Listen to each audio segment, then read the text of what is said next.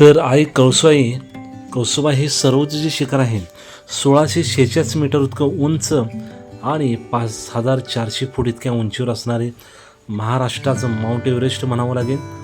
आणि हे शिखर आपल्याला अहिल्यानगर आणि नाशिक जिल्ह्याच्या सीमेवर कळसुबाई आणि हरिश्चंद्रगड अभयारण्यामध्ये स्थित आहे. ट्रेकर्स आणि निसर्गप्रेमींच्या दृष्टिकोनातून हे अत्यंत लोकप्रिय ठिकाण हे पहा. आपल्याला अशी सह्याद्रीचे दुर्गप्रेमींनी लावलेले वेगवेगळे लोगो आपल्याला पाहायला मिळतात. तर समुद्र सपाटीपासून 5400 फूट इतक्या उंचीवर सह्याद्रीमध्ये असणाऱ्या पर्वतरांगेमध्ये तर स्थानिक आख्यायिकी जी होती किंवा त्यानुसार आपल्याला अशी माहिती मिळते तर 12 गावातील कळसुबाई नावाच्या एका महिलेच्या नावावरून या शिखराचे नामकरण झाले असे मानले जाते. ती एक देवी होती आणि तिने या भागामध्ये अनेक चमत्कार घडवले होते. आणि शिखरावर कळसुबाई देवीचे एक छोटेसे मंदिर आहे जिचं आपण दर्शन घेतलं, जिथे वर्षभर भाविक दर्शनासाठी येत असतात. तर मगाशी मी जे गावाचं नाव बोललो ते बारी म्हणून असं गाव आहे. बारी मी चुकून एक वेगळं नाव बोललो त्याबद्दल माफी असावी. तर वर जात असताना बारी गावातून शिखर गाठण्यासाठी 3 ते 4 तास लागतात, परंतु आपण प्रत्येकाच्या स्टॅमिनावरती आहे. आम्ही 1.5 तासामध्येच पोहोचलो. तर हे श्रेणी जी आहे वर चढण्याची मध्यम आणि कठीण आहे. तर कळसुबाईचा ट्रेक करण्यासाठी पावसाळा म्हणजे जून ते सप्टेंबर आणि हिवाळा ऑक्टोबर ते फेब्रुवारी हा सर्वोत्तम काळ मानला जातो. आणि पावसाळ्यात आजूबाजूला धुक्याची चादर आणि धबधबे इतके जबरदस्त पाहायला मिळतात. आणि हिवाळ्यामध्ये सूर्योदयाची विलोभनीय दृश्य आपल्याला पाहायला मिळते.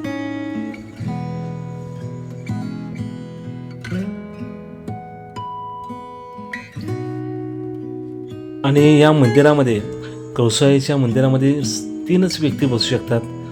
आणि या कळसुबाईच्या शिखरावरती उत्तरेला आपल्याला म्हणजे रामसेस, अचला, अहिवंत, सप्तशृंग, मार्कंड्या, धोंडप किल्ला, रवळ्या, जवळ्या, कोळधेर अशा डोंगररांगा पाहायला मिळतात. तर पूर्वेकडे आपल्याला औंढा, विश्रामगड, आलंग, मदंग आणि कुलंग आणि माथेरान, हरिश्चंद्रगड अशी अनेक किल्ले आपल्याला या परिसरामध्ये या सर्वोच्च शिखरावरून आपल्याला पाहायला मिळतात.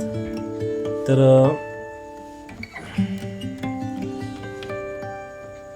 हा जो सर्वोच्च शिखर आहे तो प्राचीन ज्वालामुखी या क्रियेपासून निर्माण झालेला आहे. यामुळे संपूर्ण पर्वत अत्यंत मजबूत आणि टिकाऊ आहे. आणि बारी गावातून मुख्य मार्ग हा सगळ्यांसाठी चढायसाठी हा सोपा मार्ग आहे आणि सगळ्यांना बऱ्यापैकी माहिती आहेच. तर नवरात्रीला या परिसरामध्ये भयानक अशी गर्दी असते. ही देवी आदिवासी आणि स्थानिक लोकांचे श्रद्धेचे स्थान आहे आणि नवरात्रीमध्ये भयानक गर्दी असते. यामुळे त्या काळात मंदिराभोवती अधिक संरक्षण व्यवस्था केलेली पाहायला आपल्याला मिळते. तर निसर्ग आणि श्रद्धेचे सुंदर संगम म्हणजेच आई कळसुबाईचे हे सर्वोच्च शिखर आणि त्या ठिकाणी असणारी वास्तुरचना. आई कळसुबाईंना 2 बहिणी होत्या. त्यांची नावे अनुक्रमे रत्नाबाई आणि कात्राबाई. रत्नाबाई म्हणजे रतनगडच्या संदर्भातच असावा असं आपल्याला वाटतं. कळसुबाईंचा इतिहास आपण थोडक्यामध्ये पाहणार आहोत. तर अशी एक दंतकथा आहे की प्राचीन काळी कळसू नावाची कोळ्यांची मुलगी होती. ती पाटलांच्या घरी कामाला होती आणि कामाला लागण्यापूर्वी तिने पाटलांना अट घातली की मी केर काढणे व भांडी घासणे सोडून इतर कामे करेन. एकदा पाटलांच्या घरी भरपूर पाहुणे आले आणि पाटलांनी कळसूला भांडी घासायला लावली. त्यामुळे ती चिडून कळसू डोंगरावरून जाऊन राहू लागली आणि तोच कळसुबाईचा डोंगर अशी आपल्याला आख्यायिका पाहायला मिळते. आपल्या महाराष्ट्राचं माउंट एव्हरेस्ट म्हणजे आपले कळसुबाई. तर जवळजवळ 5400 फूट इतक्या उंचीवर असणार आहे महाराष्ट्रातील सर्वोच्च उंच शिखर. आणि हे पहा निसर्गाच्या या धुक्यांचा खेळ आपण पाहत आहोत. खूप मजा म्हणजे जो तासभर आम्ही खूप एन्जॉय केला आणि हा आनंद प्रत्येक गोष्ट आम्ही हृदयाच्या अंतःकरणामध्ये डोळ्यामध्ये साठवून ठेवले. तर सह्याद्री पर्वत रांगेतील महाराष्ट्रातील सर्वोच्च शिखर म्हणजे कळसूबाई आणि नाणे घाटाच्या सानिध्यातील हरिश्चंद्रगड. हे पहा किती सुंदर असा नजारा दिसतो बघा, अद्भुत. आपल्या कल्पनेच्या पलीकडे मित्रांनो आनंद घ्या, हा आनंद पुन्हा आपल्याला मिळणार नाही. तर हरिश्चंद्रगडच्या आसपास सुमारे 361.71 चौरस किमीचा डोंगराळ दुर्गम परिसर महाराष्ट्र शासनाने 1986 अधिघोषित केला. हे बघा पिंटूबाई आमचे त्यांच्या ताकदीचा वापर करून हे धुके बाजूला सरकत आहेत. तर 1910 ते 1924 या काळामध्ये उभारण्यात आलेले भंडारदरा धरण आणि या धरणामुळे निर्माण झालेले आर्थर लेक हा जलाशय आणि त्याच्या सभोवतालच्या जो परिसर आहे, अनेक देशी विदेशी पक्ष्यांनी आपल्याला हा परिसर आकर्षित करत असतो. आणि अहिल्यानगर जिल्ह्यातील अकोला तालुक्यामधील अभयारण्याला विपुल अशी जैवविविधता अशी लाभलेली आहे. खूप म्हणजे या परिसरामध्ये आपल्याला अभयारण्य असल्यामुळे हे पहा किती जबरदस्त असा नजारा आहे.